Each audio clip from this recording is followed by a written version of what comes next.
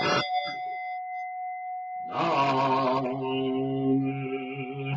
Myoho Renge Kyo. Nam Myoho Renge Kyo. Nam Myoho Renge Kyo.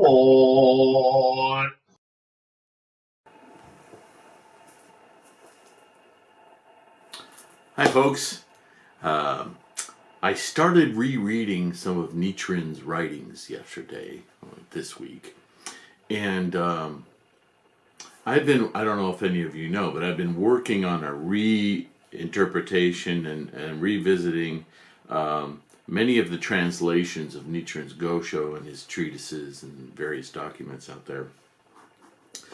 And as you know, I'm very concerned about the westernization of the translations that use Western religious terms and other kind of vernacular that isn't true to the Asian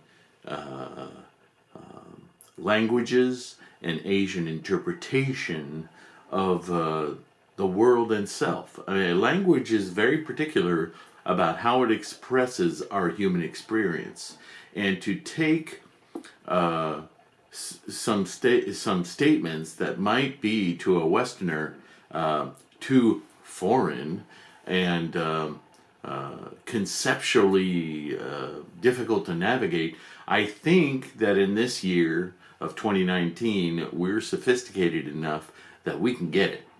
So I'm really determined to go through all of these Gosho, and I'm going to release them as books, revisited and reinterpreted, not to change their meaning, but actually to get to their essential meaning. Nichiren was very studied in Tendai Buddhism as well as many other schools of Buddhism, certainly all of the schools of Buddhism that existed in his time, including Tendai, but he studied all over China, Korea, Japan, so on.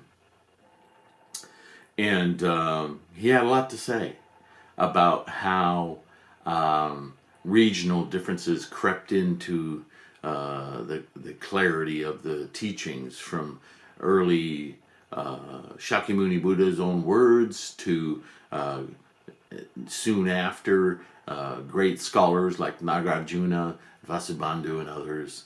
Miaolo, Dengyo, he had much credit to Dengyo and others. He relied, and this is why I'm attracted to Nichiren, by the way, his tremendous commitment and level of scholarship, which is what I'm all about. You know, it's to be expected that there are several sects of Nichiren Buddhism, some which diverge radically, which kind of interesting, isn't it? If there's one fundamental teachings, why are there so many flavors and colors of it?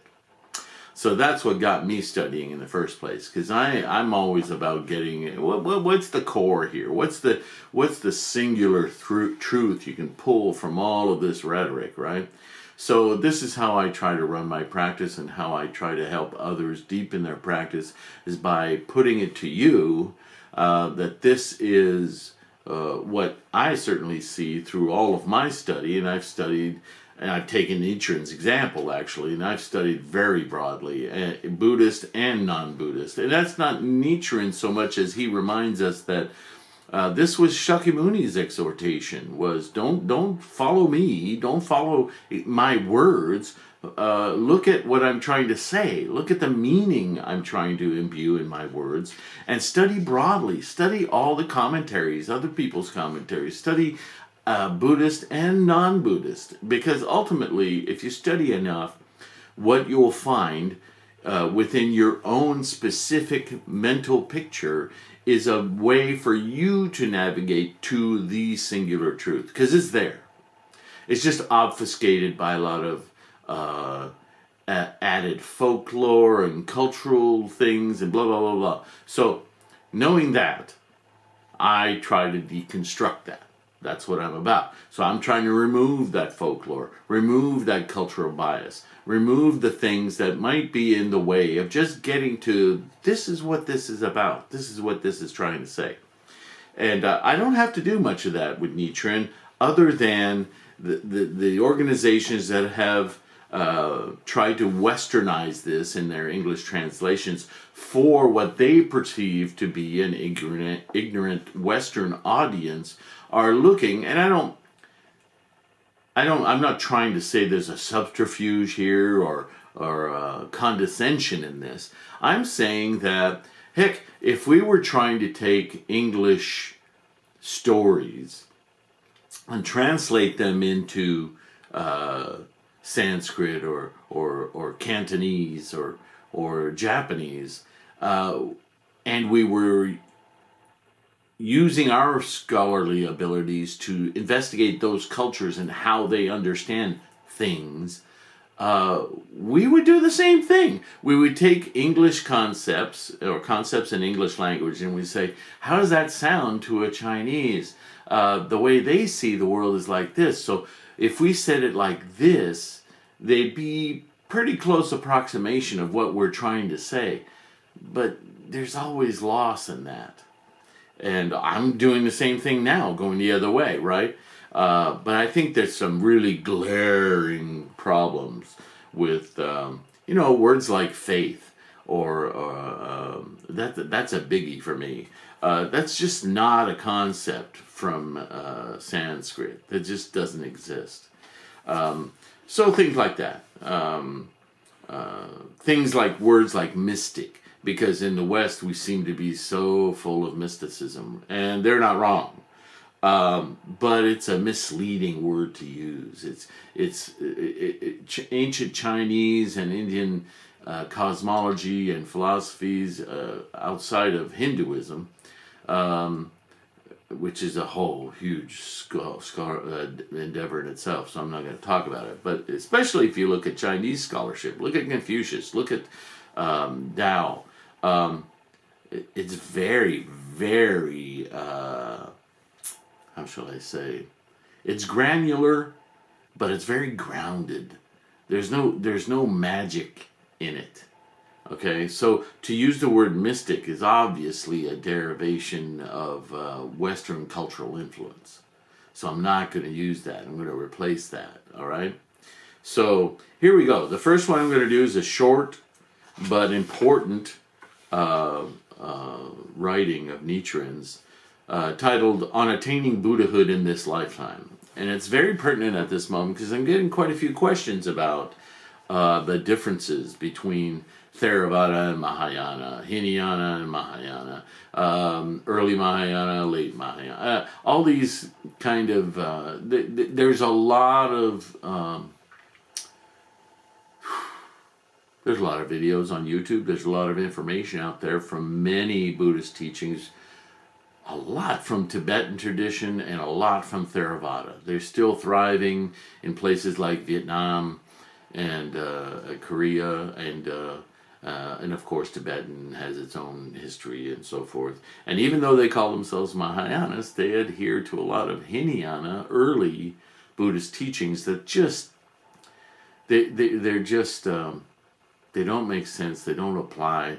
The teachings themselves had the core of truth in them, but the way they've been interpreted, unfortunately, and this is why they're minimized by many schools of thought as Hinayana or lesser vehicles. Not because the teachings in themselves were faulty, but the way they were used and the meaning that's been inculcated into those practices, it just misses the mark entirely. So, on attaining Buddhahood in this lifetime, specifically speaks to the great divide between the early Buddhist sects and Mahayana, full Mahayana teachings, latter teachings. So here we go. If you wish to free yourself from the sufferings of birth, death, and rebirth inherent in life, or in the life process, endured since time without beginning, and to attain without fail unsurpassed enlightenment in this lifetime. This lifetime. You must perceive the a priori truth that is originally inherent in all living beings. This truth is Myoho Renge Kyo. Chanting Myoho Renge Kyo will therefore enable you to grasp the a priori truth innate in all life and phenomena. The Lotus Sutra is the king of sutras, true and correct, revealed in both word and principle. Its words reveal the ultimate reality, and this reality is the a priori law, Myoho.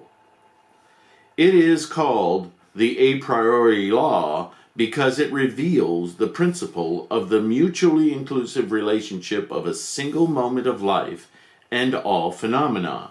This is why this sutra is the wisdom of all Buddhas.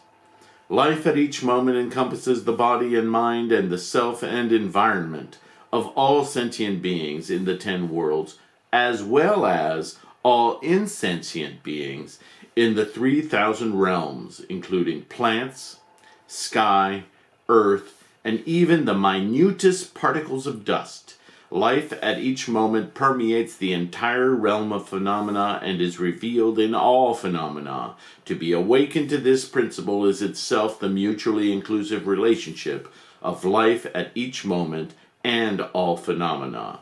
Nevertheless, even though you chant and believe in Myoho Renge Kyo, if you think the law is outside yourself, you are embracing not the a priori law, but an inferior teaching. It's very specific. Inferior teaching means those other than this Lotus Sutra, which are all expedient and provisional. No expedient or provisional teaching leads directly to enlightenment, and without the direct path to enlightenment, you cannot attain Buddhahood, even if you could practice for countless kalpas. Attaining Buddhahood in this lifetime is then impossible. Therefore, you can chant Myoho and recite Renge. You must summon up deep, resolute mind that Myoho Renge Kyo is your life itself. So I'm going to stop there because we just covered a lot of ground. And what I want to point out, excuse me while I reach for a bookmark. This is a short letter, but there's so much in it. And it points to that in this lifetime is the crux of Mahayana. What Nichiren is saying there is not, and some people get offended by this or run from this and think Nichiren is saying, all of you others are posers, you don't know what Buddhism is, you're ignorant, you're da-da-da-da-da.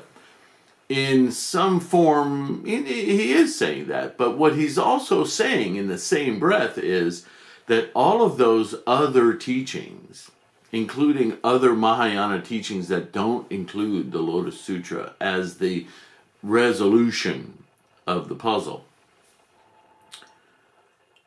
are provisional. Buddha says the same thing. Every time Buddha starts a sermon, even if all you do is look at the early teachings, the Tripitaka, every successive sermon says of the sermons before, they all are expedient means. That's terminology from the Lotus, but in some forms he says all of those are provisionals. All of those were ways of getting you to hear. They're not bad. They're not throw them all away, but throw away, if you will, your investment in them as the solution. We're on the road to the solution. It's like, and this analogy is often used, it's like mathematics, or maybe you don't like math. It's like reading and writing. Maybe you don't like reading and writing. What other example can I use? Pick a trade like plumbing or woodworking. There are always, and think of the guild kind of forms of tradesmen that still exist in parts of Europe. But certainly you'll understand that whatever you do, there is a beginning. There is a novice level. There is a beginner level.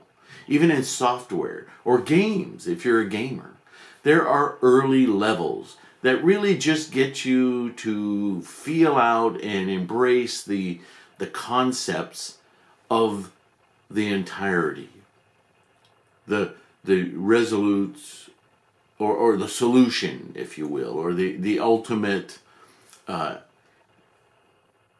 answer or knowledge or knowing, right? There are always beginner levels.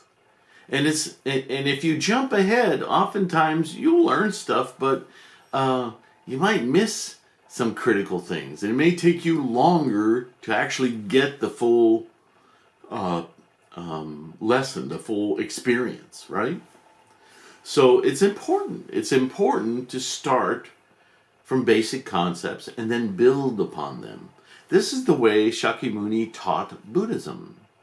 And along the way, some people just, and this isn't just, like going to junior college and you decide one day not to go to class. Picture your school or junior college or your whatever, your game, being experienced and talked about for a few years at the level you're learning it. And then the people who know it really well take off on a trek for the rest of their lives to go and bring this teaching to other places. No internet, no phones, no mail, right? No vehicles, Get on the camel and trek that way till you run out of land. And then settle there and start teaching the people there about what you know. Well, all of those people are going to learn what? What you know. What you know is at this level. But what you're doing is essential. It's important. Because you got to get to that level before you can go any further. Well, when you're talking 10s, 20s, centuries before the next level of teachers come your way, a lot of people will have been raised and even passed down to their own offspring the teachings they fully embraced and understood. So those people, that culture becomes very locked into, no, we got all the teachings. What are you bringing this new stuff for? And so this is the painful evolution of the spread of any teaching, but certainly true in the case of Buddhism. Okay? So, again, the teaching here, the Mahayana teaching, the teaching that Buddha, if you go back to once you understand this and you go back and you read the early teachings, it's in there. It's absolutely in there. Why it wasn't perceived that way? Well, it's the capacity of the people, the culture, the time that they were in, how they understood life, and how they understood what they were doing. Right? Okay, I think actually we can go on because we're only at about 18 minutes, so let's go on a little further. Oh, the other important point is, and it can be easily glossed over as just poetic language, but very emphatically Nichiren says, if you're looking for awakening, enlightenment, whatever you think it is, like it's something you need to attain outside yourself, then you don't get it. And like he said so many times in different ways here, the a priori truth, the fundamental mechanism of all existence is contained within everything, including you, blades of grass, trees, dogs, insects, your mother, everything, as well as sentient beings like us, has this innately in our DNA, in our structure, in our very being. So, looking from the other direction, if you're looking for enlightenment, because enlightenment is the perception and embracing of that truth, and you're looking for it in some kind of deified thing or ritual or whatever, you're missing the point entirely. Your Buddhahood, your truth, your entity, your existence, the fundamental aspects of everything that is you. It's already here. It's just obfuscated. It's obfuscated. It's clouded. It's veiled by our misperception of our monkey mind. Our mind that's constantly thinking, this is great. I want it. This is great. It's mine. This is great. I want it. This is great. I want to keep it. I want to make it permanent. I want to make me permanent.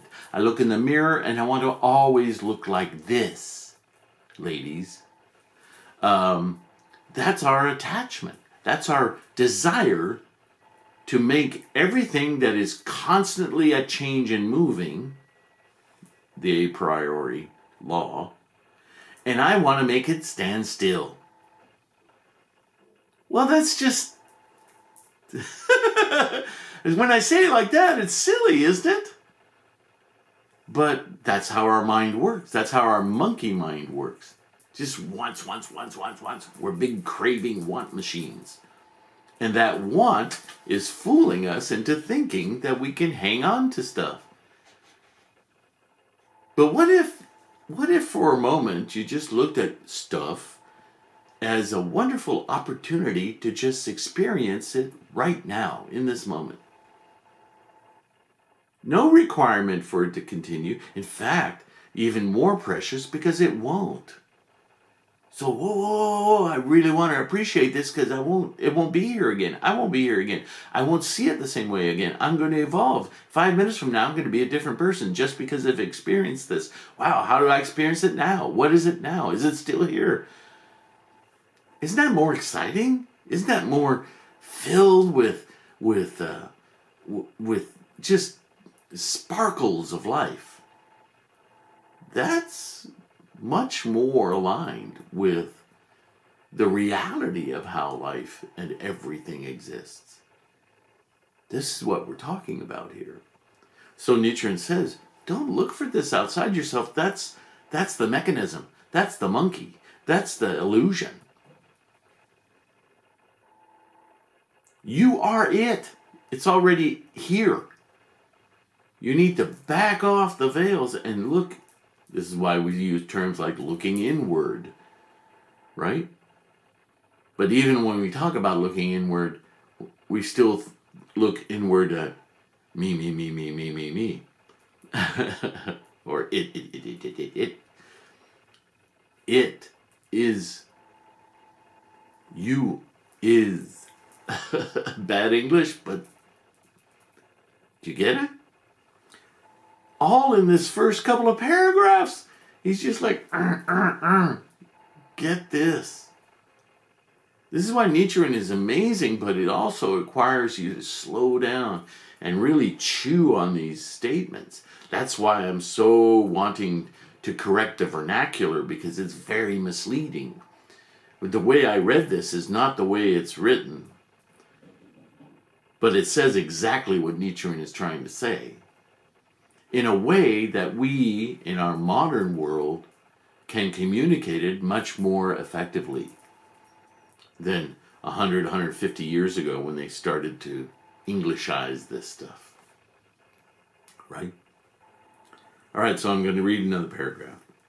You must never think that any of the 80,000 sacred teachings of Shakyamuni Buddha's lifetime, or any of the Buddhas and Bodhisattvas of the 10 directions and 3 existences, are outside yourself.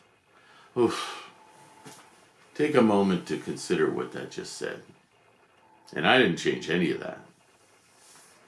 You must never think that any of the 80,000 sacred teachings of Shakyamuni's lifetime, which is a way, the 80,000 sacred teachings isn't that there are specifically 80,000. What he's saying is that there are a vast number of teachings, all during Shakyamuni's lifetime. So he's not even talking about the later stuff at this moment. He's just saying all of those teachings of Shakyamuni's lifetime are you. They're in you. Because it's not the words. It's not Shakyamuni. It's the meaning. It's the meat of what he was talking about. Same thing, right? As I was just saying. None of those teachings and any of the Buddhas and Bodhisattvas of the 10 directions. Now we're talking about Nagarjuna, Tendai, Vasubandhu, on and on, Miao-Lo, Dengyo, right? Are outside yourself. They are all explicating this fundamental truth of existence. And how can you be anything other than the fundamental truth of existence? So he's including the Hinayana and the Theravada in this statement. He's just saying that's a portion of the picture. So again, he's not denigrating anyone. He'll do plenty of that later when he's fighting these political forces in his own time. And this is how we know Nichiren as the reformer. But don't confuse the central message here. The truth is extant and you are living it. Whether you choose to experience it, reveal it in your own mind or not, that is to the degree that you will live this life well, joyful, and appreciative, or suffering, feeling pain, feeling lesser, feeling like you don't belong.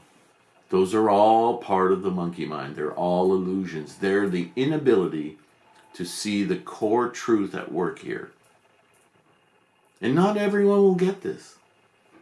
But if many get this, enough get this, so that they not only practice, but have friends who may not practice, but are highly supportive of what they do, the tide of the world's karma, the world's heaviness, the world's experience of life will change. There will always be people who say, you're nuts, right? I'm not prepared to say who will or won't, because some people turn on a dime. Others take a long time to nurture something and practice it. And they may become supporters because they appreciate what they learn, but they're just, for whatever reason, don't want to continue. But you and I, we're continuing, right? That's just the first sentence of the next paragraph. Your practice of the Buddhist teachings will not relieve you of the sufferings of birth and death and rebirth in the least, unless you perceive the true nature of your life. That's what I'm saying, right? If you seek enlightenment outside yourself, then you're performing even 10,000 practices and 10,000 good deeds will all be in vain. It's like the case of a poor man who spends night and day counting his neighbor's wealth, but gains not even a half coin. That is why the Tendai School's commentary states, unless one perceives the nature of one's life, one cannot eradicate one's grave offenses. Well, grave offenses, what do we mean by that? The grave offenses are the inability to realize the truth. That's offensive. It's offensive that you continue to live in this false construct that creates so much suffering for yourself. Come on! Right? That's why it's considered an offense. This passage implies that unless one perceives the nature of one's life, one's practice will become an endless, painful austerity. Boy, do we have examples of that, don't we? All over the world. Name a religion, name a culture that won't let go of this perception of I, mine, your. What is war? War is that fallacy. I want that. It's mine. I, you, other. It's where every human disaster starts from that. That's why in Buddhism it's offensive. Right? Therefore, such students of Buddhism are condemned as non-Buddhist. Great concentration and insight one of Tendai's writings, states that although they study Buddhism, their views are no different from those of non-Buddhists. That's a lot to chew on. I don't think I'm going to read any more of this in this video, even though it's not that long. Still talking about a half an hour. But I want you to really think about that, okay?